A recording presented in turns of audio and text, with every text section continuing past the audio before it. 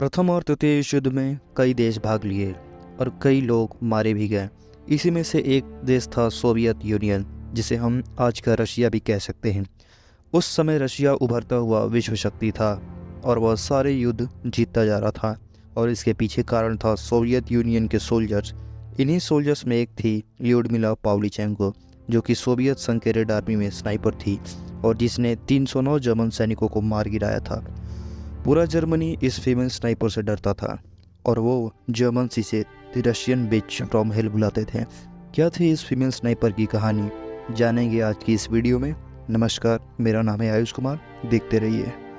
Lyudmila Mikhailova पावलीचेंको, इसका जन्म 12 जुलाई 1916 Ukraine में हुआ, जो पहले सोवियत यूनियन का हिस्सा हुआ करता था। उनके पिता का नाम मिखाइल बिलोवा था और उनकी मदर का नाम था एलेना बिलोवा। ल्यूडमिला का परिवार कीव चला आया था जब वो 14 साल की थी। उनके पिता एक कम्युनिस्ट पार्टी मेंबर थे और रेड आर्मी में रेजिमेंटल आर्मी के तौर पर सर्व किए थे। ल्यूडमिला की असली कहानी शुरू होती है 1937 से। यहाँ उसने अभी अभी कीव स्टेट यूनिवर्सिटी से अपने एंट्रेंस एग्जाम को पास किया था। उसे शूटिंग का बहुत शौक था, वह शूटिंग में बहुत अच्छी थी। कीव यूनिवर्सिटी के शूटिंग रेंज में अपने सारे ही लक्ष्य को उसने अच्छे से शूट की थी, और ये बात जब रेड आर्मी को पता चलती है, वो रेड आर्मी ल्यूडमिला को अपने पास बुलाती है और उससे कहती है कि क्यों ना तुम रेड आर्मी की शार्प शूटिंग के प्रोग्राम को ज्वाइन कर लो। ल्यूडमिला उस प्रोग्राम को ज्वाइन कर लेती है। हालांकि ल्यूडमिला के पिता, जो कि खुद भी एक आर्मी ऑफिसर होते हैं, वो बिल्कुल नहीं चाहते थे कि ल्यूडमिला आर्मी में जाए, लेकिन ल्यूडमिला उन्हें मना लेती है और ट्रेनिंग पर चली जाती है। वो अपने ट्रेनिंग पर बहुत ज़्यादा फोकस करती है और जल्द ही उसकी ट्रेनिंग ख़त्म हो जाती है। वह एक बेहतरीन शार्प शूटर बन जाती है। उसके बाद वर्ल्ड वॉर 2 शुरू हो जाता है, जहां उसे ईस्टर्न फ्रंट पर भेजा जाता है, जहां पर जर्मनी ने कब्जा किया था। यहां पर उसके साथी और उसके ऑफिसर बताते हैं कि तुम्हें दूसरे तरफ के आर्मी के कैप्टन को मारना होगा ताकि उनके सैनिकों की हिम्मत टूट जाए। लेकिन उससे पहले कि वो अपना हमला करती, वहाँ पर जर्मन प्लेन्स आते हैं जो कि उनके ऊपर हमला कर देते हैं, और इस भयानक मंजर को देखकर वह पूरी तरह से टूट जाती, क्योंकि ल्यूडमिला ने आज से पहले इस तरह का हमला कभी नहीं देखा था।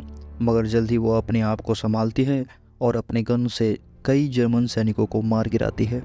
वहाँ पर ल्यूडमिला के बहुत सारे साथी मारे जा चुके थे, लेकिन वो अपनी हिम्मत को हारती नहीं है और उठ खड़ी होती है और लगातार जर्मन्स पर गोलियाँ चलाती रहती है। उसका निशाना अचूक होता है और इसी बीच वो एक निशाना जर्मन के कैप्टन पर लगाती है और वह वहीं ढेर हो जाता है। जर्मन कैपिटल की मौत के बाद उसकी पूरी सेना का मनोबल टूट जाता है और वो इस फ्रंट को जीत जाती है। ल्यूडमिला की वजह से इस बटालियन ने युद्ध जीत लिया होता है और इसीलिए उसे तोहफे में एक बंदूक दी जाती है। उसके बाद ल्यूडमिला को एक शहर को बचाने के लिए भेजा जाता है। उसका नाम होता है ओडिसिया, और वहाँ जंग की तैयारी चल रही होती है और तभी जर्मन सैनिक वहाँ पर हमला कर देते हैं। इस हमले में कई धमाके होते हैं और एक धमाका ल्यूडमिला के पास भी होता है, जिससे वह पूरी तरह ज़मीन के नीचे धंस जाती है। लेकिन किसी तरह कैप्टन उसे बचा लेते हैं। लेकिन तब तक ल्यूडमिला ने 187 सोल्जर्स को अकेले ही मार चुकी होती है और इसके बाद उसे हॉस्पिटल में एडमिट किया जाता है। कुछ दिनों बाद फिर से वह रिकवर हो जाती है और दोबारा जंग में जाना चाहती थी, और उसे जंग में जाने का परमिशन मिल जाता है और उसे वहाँ से दूसरी तरफ भेजा जाता है, जिसका नाम सेवास्तोपोल होता है। यहाँ पर उसकी मुलाकात एक स्नाइपर से होती है, जिसके साथ उसे मिलकर दुश्मनों को मारना था। ये दोनों मिलकर अकेले ही कई बिहड़ों में दुश्मनों को मारते हैं और इसे करते करते उन्हें कई महीने हो चुके थे। इतने दिनों तक साथ अकेले रहने के कारण उन्हें एक दूसरे से प्यार भी हो जाता है। लेकिन एक दिन ऐसे ही किसी बिहड़ में ल्यूडमिला का साथी, जिसे वह बहुत प्यार करती थी, वह मारा जाता है।